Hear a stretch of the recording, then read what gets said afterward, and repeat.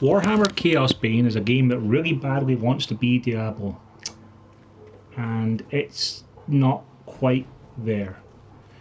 It's got the same trappings of Diablo 3 with the various buttons for various skills.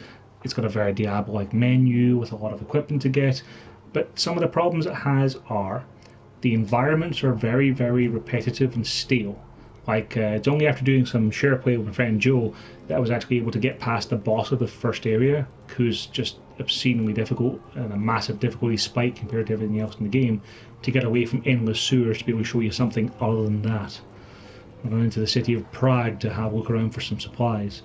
I'm currently playing as a ranger, one of 4 different classes, and honestly, like, from having played a ranger and a wizard, they both feel pretty much the same, being ranged users. I mean, Joe's character was a little different. He was playing as a paladin and hitting people with a sword, but it's mostly just a case of holding down the default attack button in waves of endless enemies, and occasionally having to move away from a particularly dangerous attack or use a crowd control ability, and it just feels very stale. Like, at least in Diablo, you're constantly unlocking new versions of your skills or modifiers and changes to them. In this one, they have a thing with your skills where you can get upgraded versions of them that cost skill points, so you have to kind of balance what skills you want to even have on. Like, at the moment I have nothing on square button because I'm using the skill points to upgrade my active abilities that I'm actually using, like having the ability to summon some trees, which is fun. But the main problem the game has is just that there's no sense of progression whatsoever. Like, the enemies I was fighting in the very first area of the game, which I'm being fought by Joe, are called Nurglings. When I first started playing, I was dealing 20 damage to them with each shot of my bow, and it took about 3 shots to kill them. And then when I was level 16, in the sewers at the end, about to fight the boss, I was dealing 500 damage with my bow, and taking 3 shots to kill them. Like, everything scales to your level to a degree where you'd never feel like you're getting any stronger. And even then, like, finding items in a chest just doesn't have any luster because it doesn't affect anything. Like, I can find stuff like I could find a new weapon to equip, and I'm going to have like plus 17 damage, which doesn't really feel like it does anything because of the fact that everything's already scaling all the time. There's our weirdness to it as well, like the fact that you collect gold that you then can't spend in a shop because there's no vendors. Like, there's no ability to actually buy gear to, say, if you have a weapon that's a couple levels lower than you, in an R game where the equipment was more important, being a looter shooter of a sort, you know, you might have to use some money to upgrade your weapons to be able to then keep up with damage that your opponents are doing and stuff like that. But in this, it just doesn't really feel like you're doing that.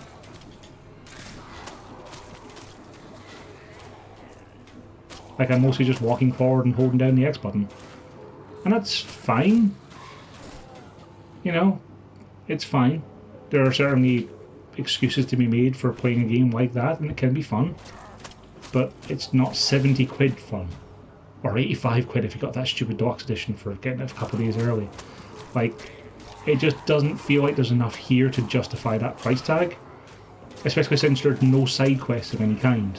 Like, you can't even choose to just randomly go into an area to grind for XP or gear if you're finding a boss fight, to pick an example at random, incredibly difficult, because the only option you have is to go do the main quest until you complete an entire act, at which point you can go into a randomly generated area to kill more things by holding down the X button.